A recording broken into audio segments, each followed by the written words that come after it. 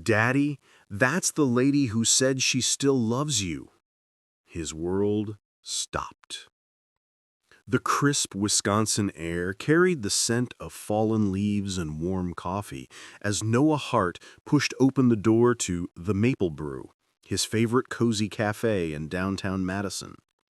Beside him, clutching a worn copy of Goodnight Moon, was his 5-year-old son, Jonah, his compass, his anchor, his entire world, since everything else had fallen apart. Noah had built a quiet life after the storm. A freelance graphic designer by trade, he filled his days with work, bedtime stories, and weekend trips to the lake. It wasn't glamorous, but it was peaceful. Or so he told himself. They slid into their usual corner booth. Noah ordered Jonah's favorite, hot chocolate with extra marshmallows, and a black coffee for himself.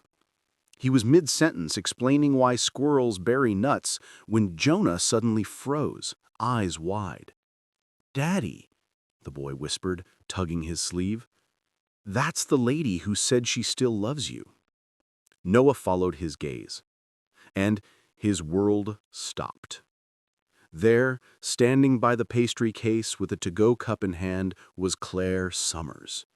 4 years had passed since she walked out on him. On them, though they weren't them yet. Back then, Noah was a hopeful dreamer with big plans and bigger promises. Claire, brilliant and beautiful, but weighed down by her own ghosts, had loved him fiercely. Until she couldn't. One night, after a tearful argument about their future, she packed a bag and vanished into the rain. Noah never blamed her. Not entirely. He understood fear. But the silence afterward, that hollowed him out. Now, here she was. Older, softer around the eyes, her auburn hair catching the afternoon light like it used to. "The lady who said she still loves you," Jonah added, voice bright with innocence. Noah's breath hitched. "What?" Jonah shrugged. "She saw my bear hat, the one you made, and said, 'You must be Noah's boy.' Then she smiled real big and said, 'Tell your daddy I still love him.'"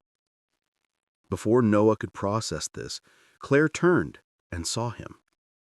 Their eyes locked across the room. Time bent. Memories crashed over him.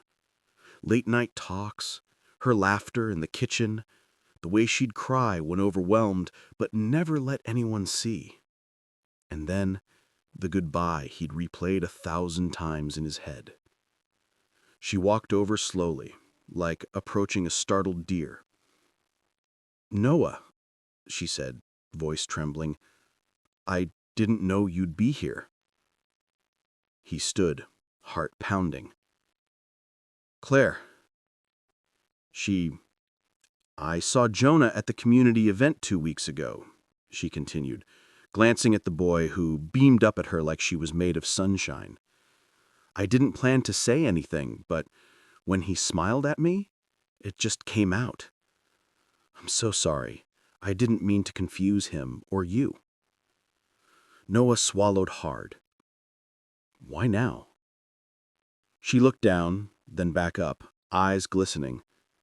"Because I finally figured out what I was running from. Not you. Myself. My fear of being enough, of failing you, of love being too big to hold." Jonah, ever the peacemaker, patted the empty seat beside him. "Sit with us, Claire." Claire glanced at Noah, seeking permission. He hesitated, 1 heartbeat, 2, then nodded. She sat. And for the first time in years, they talked. Not about the past in anger, but with tenderness. Claire shared how she'd gone to therapy, moved back to the Midwest, and started volunteering with kids. Noah spoke about becoming a father, the sleepless nights, the joy in Jonah's first steps, first words, first, "I love you, Daddy."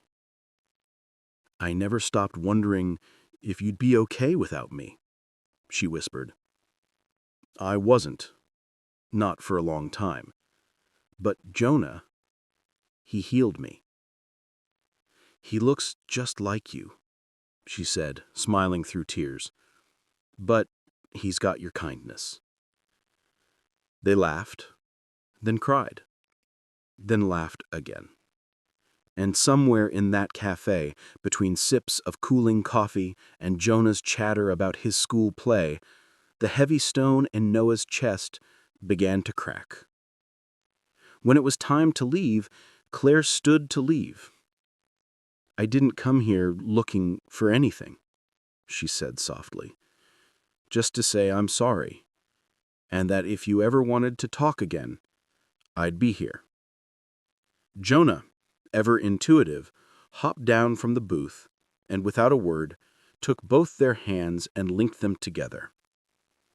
Noah looked at their joined hands, then into Claire's hopeful eyes, and for the first time in 4 years, he smiled, not just with his lips, but with his soul. As they stepped out into the golden afternoon light, the wind carried the promise of change. Was this a second chance? Maybe. But more importantly, it was a beginning. What would you do? If you were Noah, would you give Claire a second chance? If this story touched your heart, please like, share, and subscribe to ACA Story Tales. Your support helps us bring more emotional, hopeful stories about kindness, healing, and second chances to millions around the world. And don't forget to tell us in the comments, where are you watching from today? From all of us at ACA Story Tales, never underestimate the power of love, forgiveness, and a child's innocent hope. Thanks for watching.